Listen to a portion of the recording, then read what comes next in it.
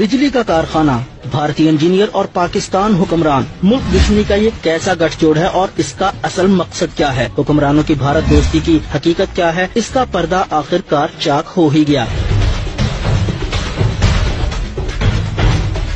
शरीफ खानदान की बदनाम जमाना रमजान शुगर मिल में भारतीय खुफिया एजेंसी के एजेंट इंजीनियर्स के रूप में दाखिल हुए। बज़ाहिर उनका काम चीनी के कारखाने में बिजली पैदा करने का प्लांट लगाना था, लेकिन हकीकत में मुल्क की जड़ें खोखला करना। 37 से ज्यादा भारतीय इंजीनियर्स शरीफ खानदान की इस मिल में काम के लिए बुलाए गए, लेकिन उनको वीजे जारी करते हुए ऐसी रियायतें दी गईं जो भारत से आने वाले मुसलमानों के नसीब में भी नहीं होती। मल्टीपल वीजा, सिक्योरिटी एजेंसियों की पूछताछ से आजादी और मुल्क भर में घूमने का परवाना। इनमें से 14 अफराद अक्सर बेशतर भारत आते जाते रहते थे, जबकि 26 शुगर मिल में ही रहते थे। भारतीय इंजीनियर्स के वीजे के मुताबिक रसाई तो सिर्फ चनियोट शहर तक थी, लेकिन सरकारी प्रोटोकॉल में उनको मुल्क भर में घूमने की आजादी थी। लांबी शरीदार, श्रीनिवासन, सुरेश राव, रतनकार, देशराज, नवासन राव और कितने ही नाम गिनवाएं। 37 लोग तो रमजान शुगर मिल में ही मौजूद हैं, जिनकी फहरिस्त पाकिस्तानी सिक्योरिटी एजेंसीज के पास मौजूद है। और ये सब रियायतें कैसे मिली और किसके कहने पर मिली? जी हाँ, हुक्मरानों की जाती जमानतों पर ये सब कुछ हुआ। भारतीय जासूसों को टेक्नोलॉजी ताउन के नाम पर मुल्क के चप्पे चप्पे से मालूमात हासिल करने की खुली छूट।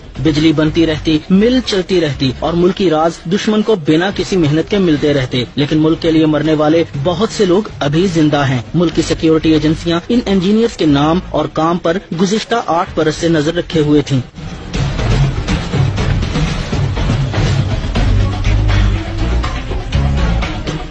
शरीफ फैमिली की एक और शुगर मिल से 2 भारतीय इंजीनियर धर लिए गए, जो बदनामे जमाना भारतीय खुफिया एजेंसी के लिए क्या काम कर रहे थे और कब से कर रहे थे, क्या क्या राज पहुंचा चुके थे, उनका नेटवर्क क्या है। कई सवाल पूछे जाएंगे और कई राजों से पर्दा उठेगा। 2 भारतीय एजेंट तो पकड़े गए, लेकिन अभी 35 और भी हैं जिनको शरीफ खानदान की खुसूसी हदायत पर सहूलतें भी मिली। रायतें उनका भी मुकद्दर बनी। एक बड़ी मिसाल एक ऐसे इंजीनियर की है जिसको शरीफ खानदान के दबाव पर 10 बरस का मल्टीपल